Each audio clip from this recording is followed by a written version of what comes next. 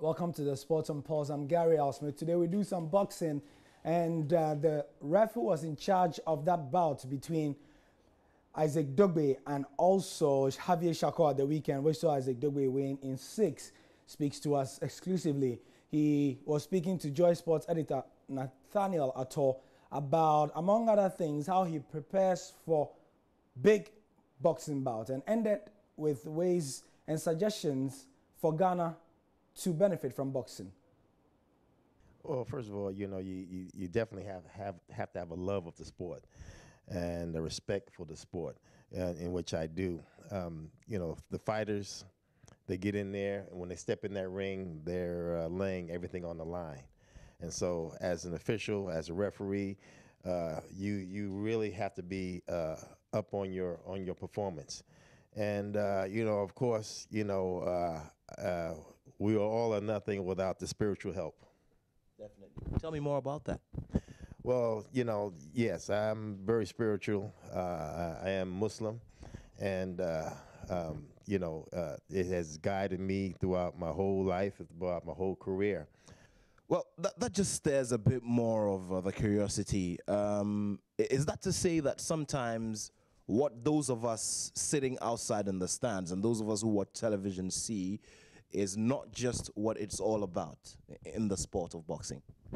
Yes, from a fan's perspective, they see something totally different.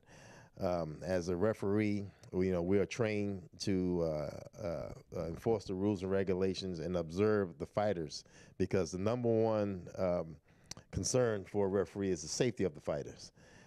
As a fan, you're not really thinking about that. You're enjoying the event. You're getting caught up in the event. So they look at it from a fan's point of view. They look at it totally different. I see. Let's do a bit about the purpose why we're all here in Ghana. Let's talk about the down days for you, the big names. I mean, I'm very sure that it's not been rosy. I've followed a few stories where you'd have some people lash out at you for one decision taken or the other. How have you managed to deal with all of those? And do you also follow chronicling of events in the media and all of that? And how do you take all of that? Well, no, I really don't follow the media that much. What you have to understand is, as an official, and this is an official in any sport, you're always going to have critics. You're always going to have people who disagree with what you do. You can make the absolute correct call, but someone's not going to be happy. But at the end of the day, see, that's a short run. In the long run, when people see and understand what you have done was the correct thing, people can appreciate you in the long run. And I tell people this, people want to, they ask me, well, I want to be a referee. I want to do this. I want to do that. Well, you have to understand what comes with the business. And you're going to be heavily criticized at times. With today's social media, things go out throughout the world with a touch of a finger. And so you have to be able to deal with that. And then you really have to have the confidence within yourself that you know that you've done the right thing. And even if you make a mistake, we're human. But a lot of times people don't look at us as being human. And what I mean by that is you can have a basketball player miss a shot, a baseball player strike out, and people will get a little upset, but they'll forget about it. But you let an official make a wrong call or perceive to make a wrong call, and, is really history making news.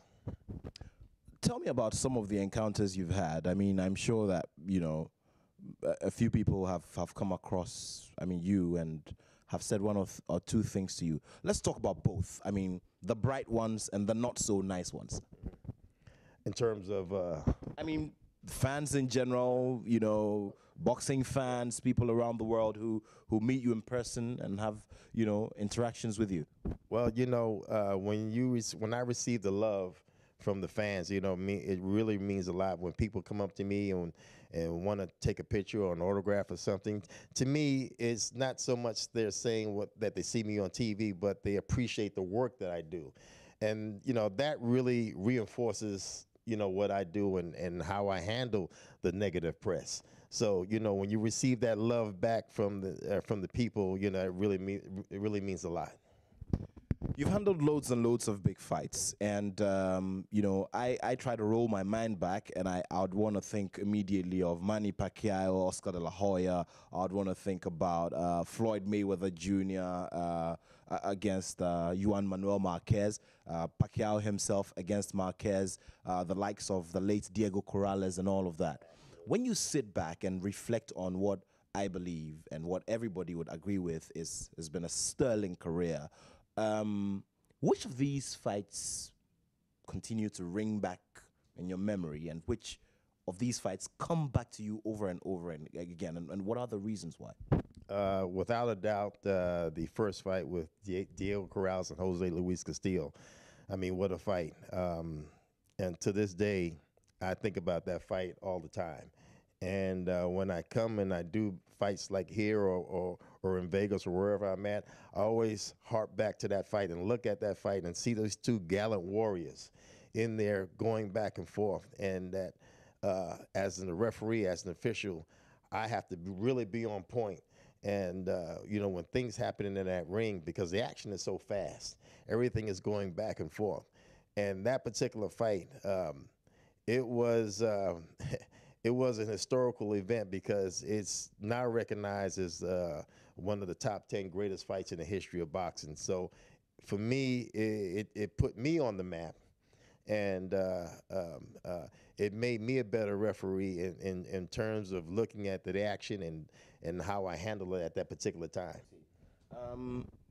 Let's also, you know, zero in on the bit about tourism and how you think that boxing can play a key role here in our industry.